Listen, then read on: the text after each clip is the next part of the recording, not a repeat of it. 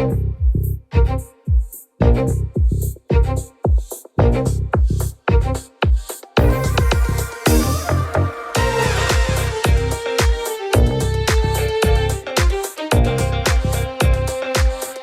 to Super Entrepreneurs Podcast. Today we have with us Stephen Petasky. I hope I pronounced your last name correct. Nailed it. Perfect. Awesome. Love it. Love it. I get to experience so many names, right? So I'm always sure. Yeah. So I always like to ask because I learn at the same time, right? So yeah. No, you nailed it. Most people don't. So usually it's great. you're one for one. Awesome, Stephen. Well, it's an honor to have you here, my friend. Thank you. Thanks for having me on your show. I'm really excited today and can't wait for the conversation. Yeah, no problem at all. I know I had to cancel on you before. Well, it wasn't necessarily you. It was the North American internet outage that happened for a while. So. It was crazy. It was crazy. Like I thought it was us. So what I did is I have a little electric bike. Yeah. So I took that electric bike and I went everywhere. And then I'll say, well, I figured, hey, let's just make it an event. So I went, my sister lives nearby. I went to her house, no Wi-Fi. I went to another Tim Hortons there and nothing. And then everybody was saying that it's nationwide. Then I go, okay, wait a minute. It's not just me. And then I couldn't do nothing about it. Right. So I eventually emailed you from Tesla, I believe. I thought, okay, you know what? Tesla will have it. Right. So I had to go there anyway. So it worked out well. No, did what you could do. Where are you located again? In Toronto, Canada. You're in Toronto. Well, I'm Edmonton, born and raised and still have our head office there. So fellow Canadian. Oh, I know. Awesome. That's awesome, Stephen. And we'll get right into that as well. But I'd like to kind of allow you to introduce yourself and your company, if you don't mind. Yeah, of course. My pleasure. So as mentioned, Stephen Petasky, I'm married, 2 children, boy Cash is 15 and girl Allegra is 12. So super fun age with the children right now. They're doing everything we love to do, which is like a perfect age. I wish we could pause it in this moment because it's such an awesome time. My company is the Luxus Group, and we started, because I started 15 years ago, we founded the company.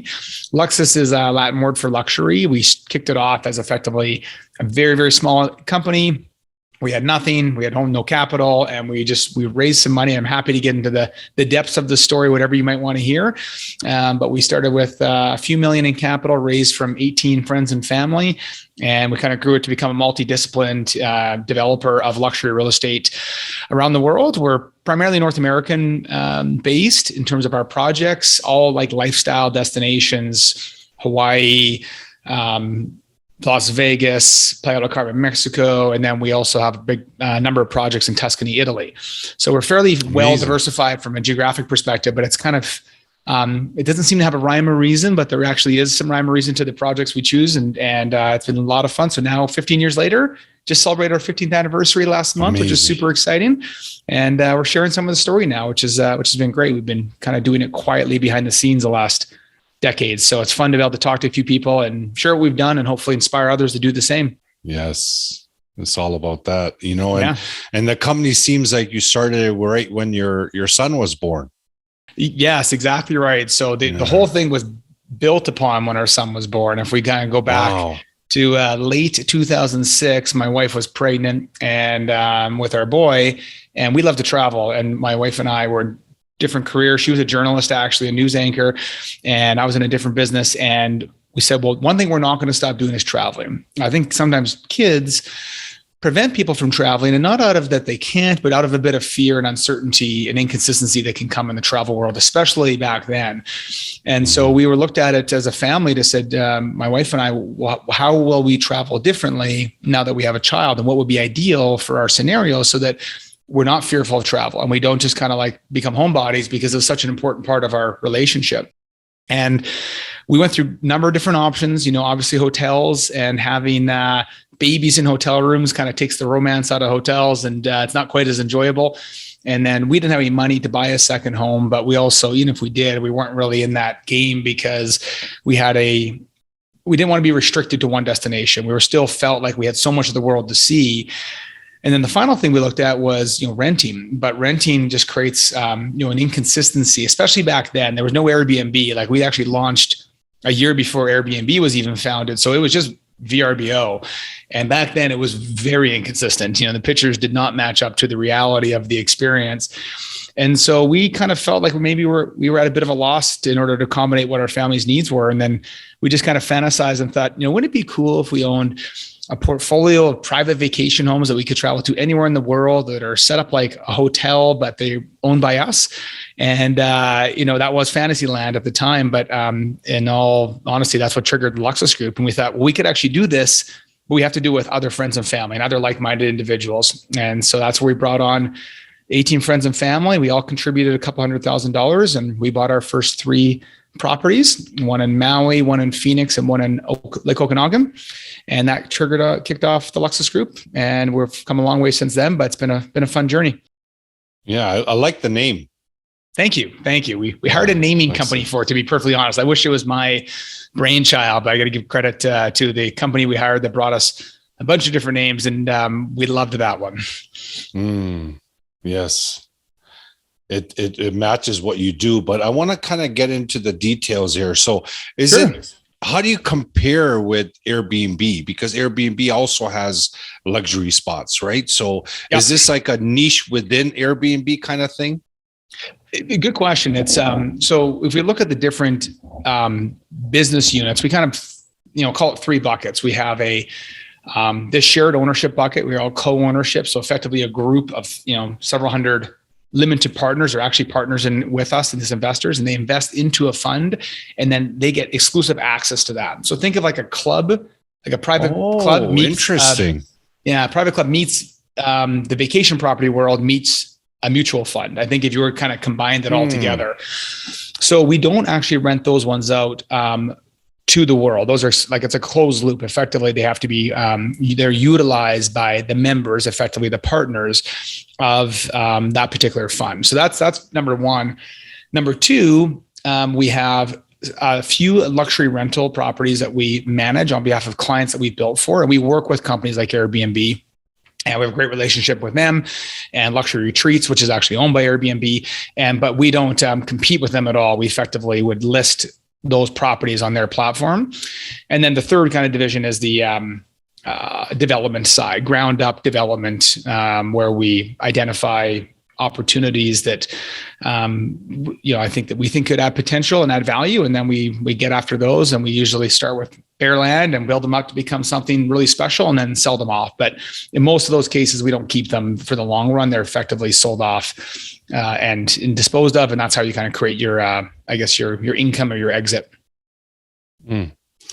But so the actual company is providing locations to be rented out to people, same as Airbnb, correct?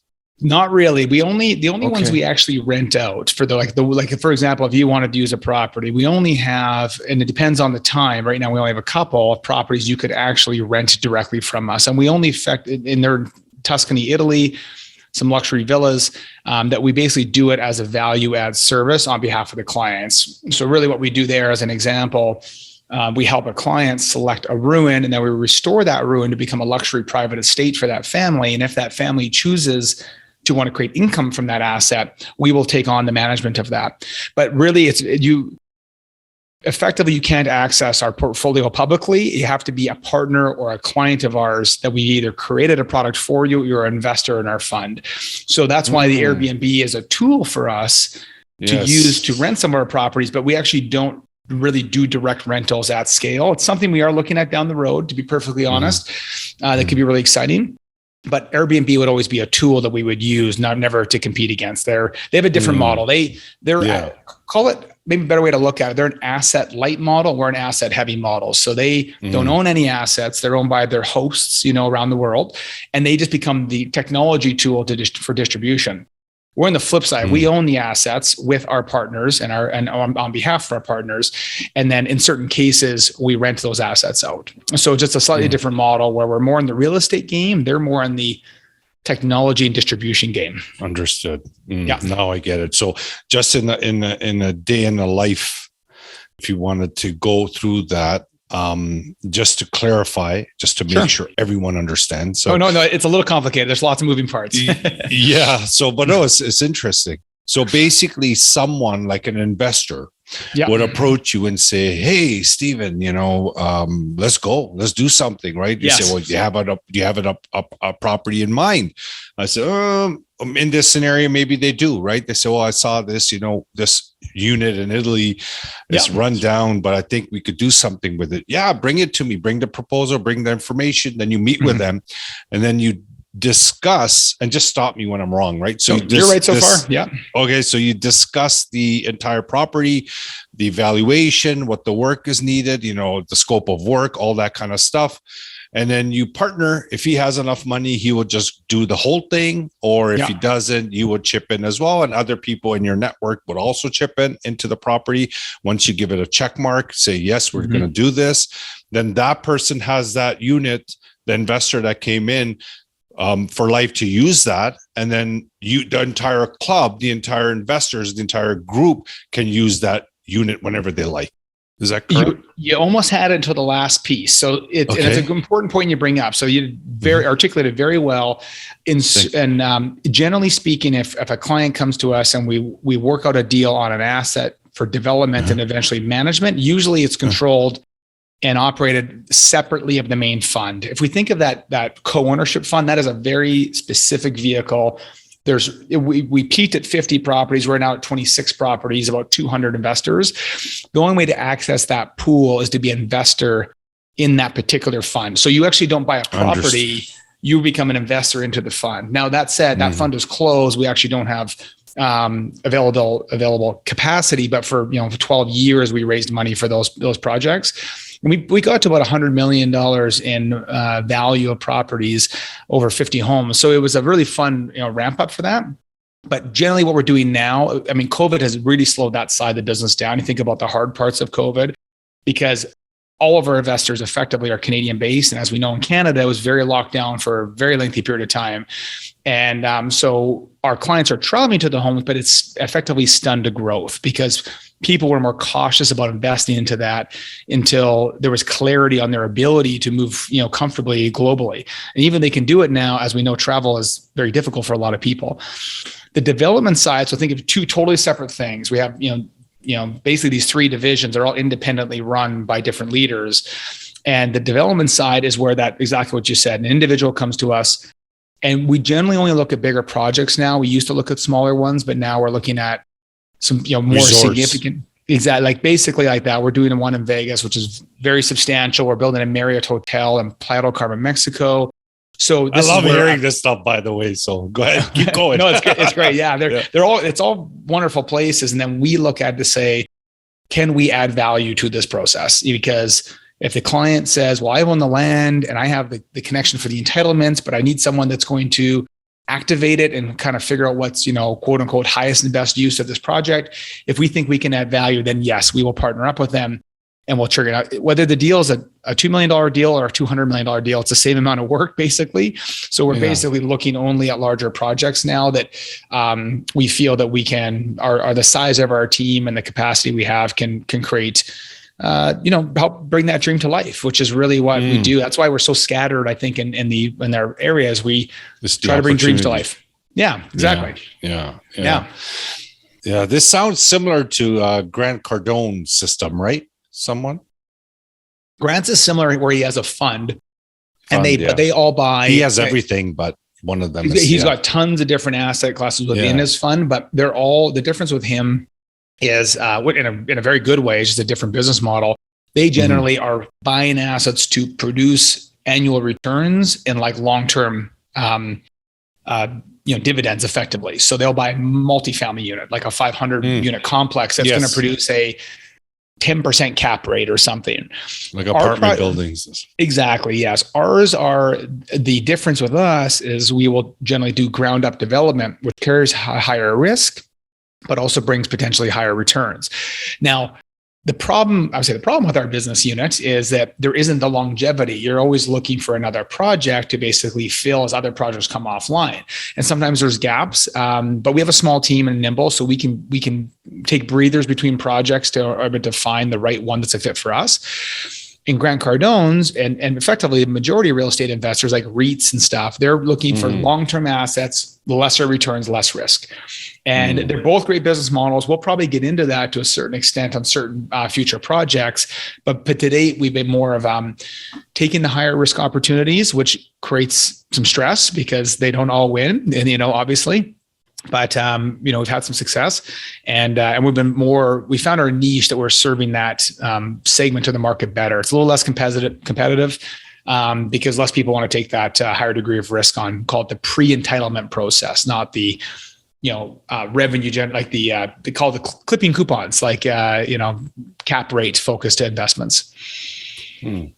What do you think your ideal, you must know it, but your ideal client or someone that you would love to work with, what does that avatar look like? And then once they come in, obviously there's variables, but once they come in, what can they expect? I think it's a really good question, and it's evolved a bit. I mean, if I were to think back 5 years ago, the ideal client is, a family like myself that might have, children. They're looking to explore different parts of the world, but in like a really safe and comfortable and consistent manner. So in that product line, which again, there's no availability right now, but there very well could be something down the road. That client, might have a net worth of, 2 million to 10 million, somewhere. I'm just generalizing in a range. They can afford a $250,000 investment, and they would come in and they're looking to just enhance their travel. It's not about money. It's more capital preservation and lifestyle.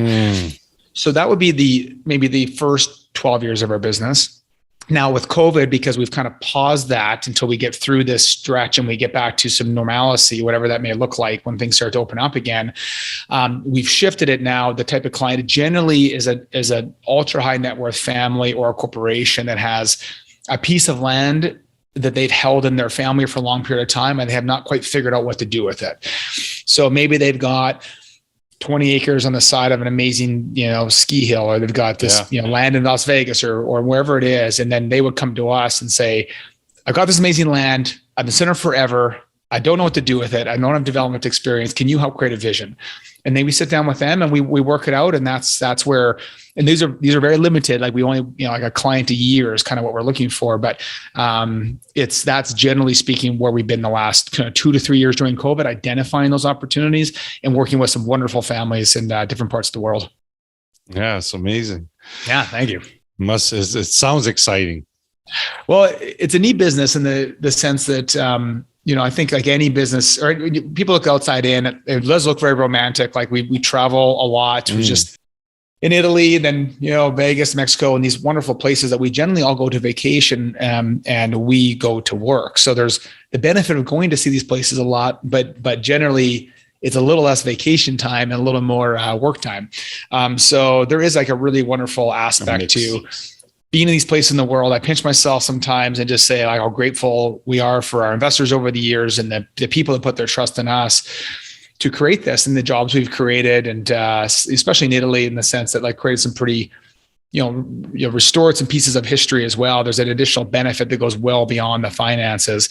So it's a neat business from that perspective, is that travel and kind of that global access. But like any business, it's got its ups and downs and its troubles. There's no, we've all had our tough moments and moments on the edge, and we're always kind of working to find our way through. Yeah. Did you ever work like 9 to 5? No, but been an entrepreneur, never have had a job in my life. So amazing. It's which I was kind of a bummer. I think everyone should have like a job for a period of time, even if they're working like in a grocery store or they're working in a, but you never. Never. No, my first business was like at 18 and then moved into family business for a period of time. And then when exited that, started this company. So I've only known entrepreneurship since very young. Because my parents, I was very lucky with my parents. They were, very young when they had me. I was 19 and 17. So they were very, you just say poor for lack of a better word. I mean, they'd had no opportunity yet to create any wealth in their life. And they built up their careers in their 20s. So they kind of missed all their fun years and they were focusing on building their careers up. And then they basically put everything on the line when I was 9 years old and bought a business. And I got a chance to watch that front row seat. And they built that business up to become a really successful, it's in the grocery business, grocery store. And it was amazing to watch the hard work, dedication, risk-taking, entrepreneurship at its finest. And that really, because I was ingrained at such a young age, I always just assumed to be an entrepreneur. Like I didn't know what business line, but it just that I was committed to that path when I was like 9. Now it seems like very early to actually know that for certain, but when you kind of know something, you know something. So we've had many businesses over the years, and under the Luxus Group, there's been like 20, there's been a lot of different businesses. So I really enjoy the entrepreneurship game. And enjoyed, creating value in people's lives. That's kind of what we built the business around. And if ideally, if it's successful, everyone can be rewarded financially as well. Yes. Yeah. So it's been the lucky part of that. Yeah, of course. And how was your mindset like in growing up in your household, right? Like, do you want to talk about that? Like, how was it? Like, did your parents talk about business? Like, oh, we got to go, or did they watch shows and that kind of stuff? Like, were they into it growing up? Big time. I give them so much credit. It was so good for my sister and I. She's an entrepreneur as well and has a home building company in Edmonton, Sherwood Park. And they're, really successful and built some really remarkable homes. And again, I tested tell all her to to my come folks. on our show.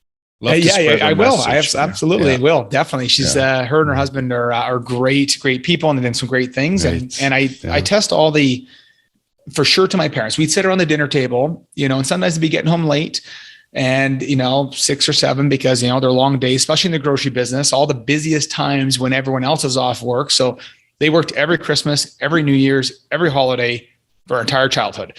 And we didn't know anything different. And that was totally okay. Like I didn't look at it like it was a disadvantage. That's just what it was. We would go in on the holidays and help them work versus go on holidays. We'd take holidays at different times, kind of more off season, but that's just what we brought up into. So when we got to a certain age, probably like, young teenagers, we start to get more connected to what the business is like and seeing their journey of growth and how it worked and the ups and downs they went through. They never shielded us from it. They would keep us in the loop and kind of felt we were at a maturity level to absorb it. And they dished it out to us probably, in hindsight, kind of the right order, where we never felt fearful, but we always understood that business can change at any moment. And there were some times when they didn't know if they would make it. And so that was, but to see how they responded to that, they still got up the next day, amazing, put their pants on and got work done. And that was, so I think that's when I moved into my entrepreneurial career, my sister and hers. That's just part of the process. There's some days you're not sure how you're going to get through, but you just get up the next day, you solve problems and you figure it out. And so for our kids, we're doing the same thing. Our kids are extremely in tune with the business. They understand it. They're very, very astute when it comes to like understanding numbers and opportunities and such. And they're 15 and 12. So I can't say what they're going to do, but I would, based on their current trajectory, I would say that they are definitely committed again to probably a path of business ownership or entrepreneurship, which would make me so happy. But at the same point, if they choose a totally different career path, that would make me happy too. Whatever pleases them and creates success in their life. Yes, it's so true. But they will definitely do well with that kind of exposure. There's no doubt in my mind, any children that grow up with that type of environment, and that type of mindset, they just become more resilient. They want to do more. You know what I mean? Like it's like going into a different level of dimension, right? Like there's a household where things are not good, right? And there's a lot of negativity, for example, and that kind of stuff. They turn out in a specific ways, just programming, right? So I'm pretty sure they're going to do well. So you mentioned, no problem. So you mentioned, sorry. Oh, I was just going to say, one quick thing with children, for those who are listening, have kids, which probably the majority of your listeners, there's a saying, it's not mine, but behaviors are caught, not taught. So it's my wife and I live by that, in the sense that if we are doing bad behaviors, if we're whatever those behaviors may be, let's just make an easy one. If we're not pursuing our dreams the way that but we can't tell our kids to pursue their dreams if we're not pursuing our own dreams. It's like a epidemic in itself, is that I think a lot of parents struggle they tell their kids, you can be an astronaut, you can run up, you can do anything you want, but then they see their parents not doing what they can do for their best lives. And I'm generalizing, of course, but I'm just saying this is common. So we try to, it's like lead by example, but we try to live our best lives through that, whether it's fitness and wellness and diet and business and career. And so our kids, we don't have to teach them anything. They just catch behaviors, and their behaviors now are consistent with our behaviors, which, we work hard to make sure that they come off in a really positive light. So we have a dog barking here. So that's the important thing about, I think, for that, behaviors are caught, not taught. So have good behaviors, do good things. And I think your kids will catch on and do, amazing things in their world. Yeah, I agree with that. Behaviors are caught, and it is unfortunately quite common. And, the purpose of this show is kind of wake up people and say, hey, go out there. You're super, you can do so much. You have so much in you, stop trying to figure out outside of you. Just look inside, go deep, and you'll see it. You'll start to see all that magic, all that is you, you're here for a purpose, right? So we're just trying to pump that up and get people out of the 9 to 5. Hopefully I'm not upsetting any 9 to 5s, but I just want them to go into business because, entrepreneurship, business, innovation, it is so beautiful. And failing is like success tax, right? You got to fail. That's the only way you'll learn. There's no question. And I think when your kids see you fail, or your team sees you fail or whatever, but it's how you respond to that failure. Because we're all going to fail. I failed many times, and fortunately are on, still kicking. But it's, I think in the case of, for people in the 9 to 5 environment, I've spoken this in the past, but I think there's like different buckets of people in their career paths. Not everyone's going to be an entrepreneur. Not everyone can still get a good night's sleep, even though you're not sure if you can make payroll next week. Like some people will not be able to, they're not ingrained enough in the sense to be able to manage that. And that's totally okay. But that person may love the entrepreneurial journey, so they can work for an entrepreneur. And I've got like an amazing team in different parts of the world that are just incredible, that really, I believe, and are specifically selected to work because they want to be in an entrepreneurial type company with big return and big potential and big excitement and lows that come along with it and the ups and downs. But they don't have to carry the financial risk to know that their house is on the line if it doesn't fail, but they're committed almost as if it is. So I think if you think of buckets of people, maybe a listener here says, I'm just not willing to put my house on the line. But man, oh man, I think working in an entrepreneurial environment with the energy that comes along with it and the ability to affect change and affect people's lives, maybe I should instead of get out of the corporate world, maybe I should work in that world and find an entrepreneur that has this vision that I can help contribute to. And then maybe I could be financially rewarded, or maybe I can become a partner, or maybe I'm just totally comfortable being, we'll call 9 to 5-ish, but in an entrepreneurial world, when you're working for an entrepreneur, it's never quite 9 to 5. There's always your areas of gray because you're living that entrepreneurial journey. So I think there's a lot of rewards that can come along with if you're not prepared or have a desire to have the financial risk that comes with it, but you're comfortable with the idea or excited about the idea of working in that type of business. There's so many people out there that run businesses are looking for that type of team member. And I know I am all the time. So it's, I think it'd be a powerful way. Yeah, no, I absolutely agree. And that's an excellent point about the close-knit entrepreneur company that you go in, is just everything is on fire. You still get that excitement, you still feel it. And you have a potential of getting involved as an entrepreneur. Totally. But 9 to 5 in my mind is like those, Fortune 500 companies, right? Like, hundreds, thousands of employees, and at 5 o'clock they just leave, right? Kind of thing. And they're just working for the benefits.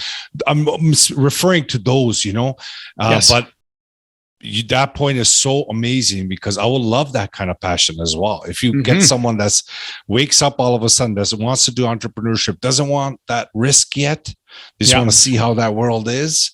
Definitely companies like ours, that'll be perfect.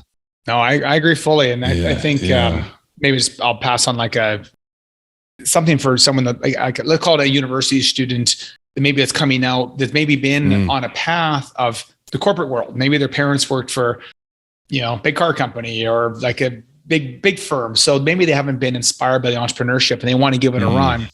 I think a big mistake a lot of graduates come out of is the immediate expectation of a high salary and thinking that potentially is going to be like a defining moment in their career. And I think is a better path. And if I, were to do this again, or if I was in that world, I kind of did it actually in a certain way. But if I was an entrepreneur, or pardon me, a university student just graduated, and maybe I could go make $70,000 a year, working for, JP Morgan or whatever the case is as a junior, analyst or whatever. I would rather go pick an entrepreneurial company I love. And the reality is, because you're so green, you're probably not going to get the job when there's a job posting. Go to that entrepreneur and say, I'll work for you for free for 6 months. Like, what's the big deal? You just spent 5 years in school paying bills. Yes, you have student loans. Yes, that thing, but there's other ways to cover that. Go work. If someone came to me and said, I just recently graduated MBA, I want to work for you for 6 to 9 months for free. I would never make them work for free. I'd still pay them something. But if someone told me that, I would say, well, that's amazing. I don't really have room on the payroll for you, but heck, you want to work for free? Let's do this. And then go in there, learn, work your tail off, and how quickly you will leapfrog every other potential candidate for the next job opening will be astronomical. And so if you're playing, I think people play the short game coming out of school. And so the short game is quickly, I need a paycheck starting next week. We haven't got a paycheck in 5 years. So wait 5 more months and get the job of your dreams. Yes. And you'll probably get a bigger pay raise, and then you can crush it. So I feel like I just wish more people would do that, but they're playing the short game. Play the long game. You'll be better off. You'll be more happy. You'll be more financially rewarded. All of the above. No, awesome advice, Stephen. Definitely, that's great, because, like you said, what is another 5 months? But if you could make a list of the companies that your dream occupation.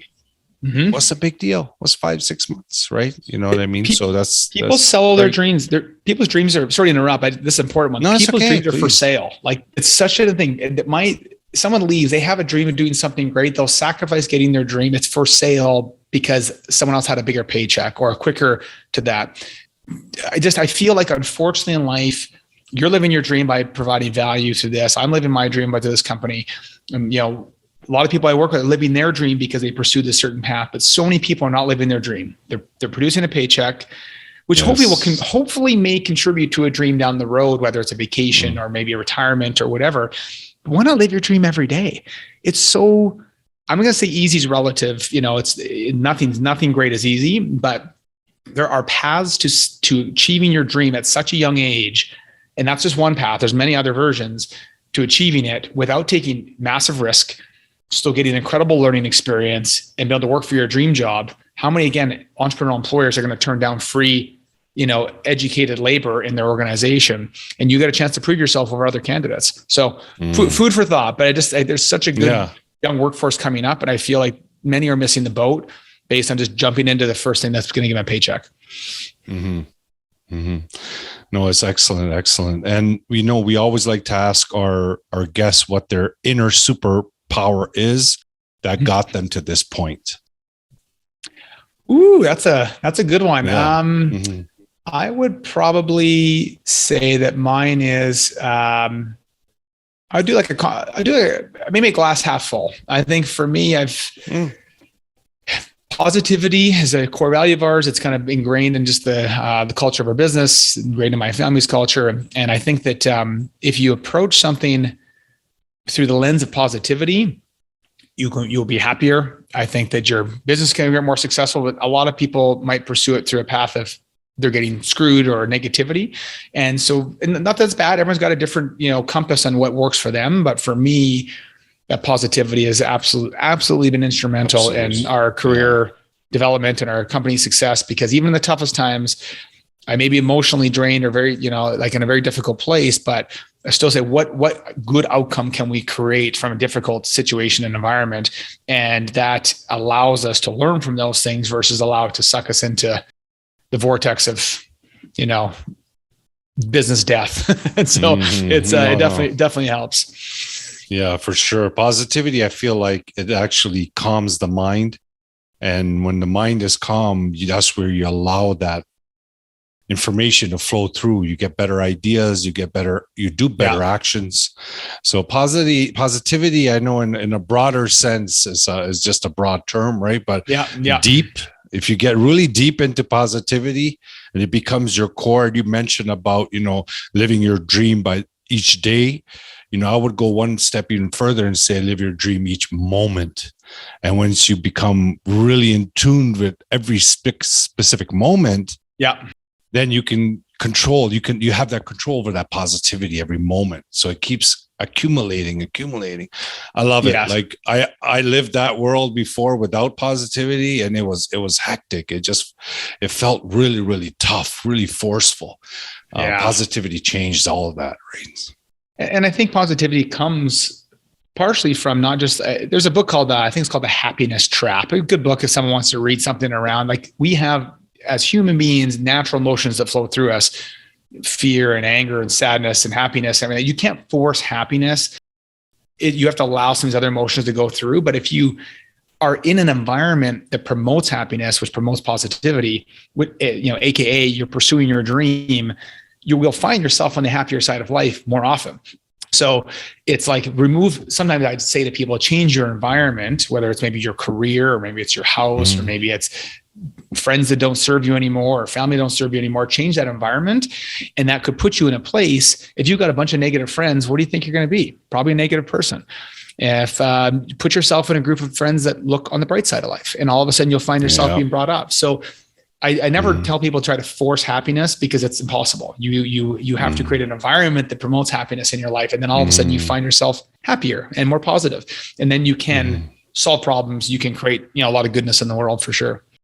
We're a product of our environment, right? And it's such a key point that you mentioned, that if you got to look around, and sometimes you don't see it when you're, what I mentioned, the calm mind, when the mind is hyperactive and just, those voices are just going rampage on in your internal world. Yeah, it's hard to be positive. It's just hard. It's just the conditioning is so negative.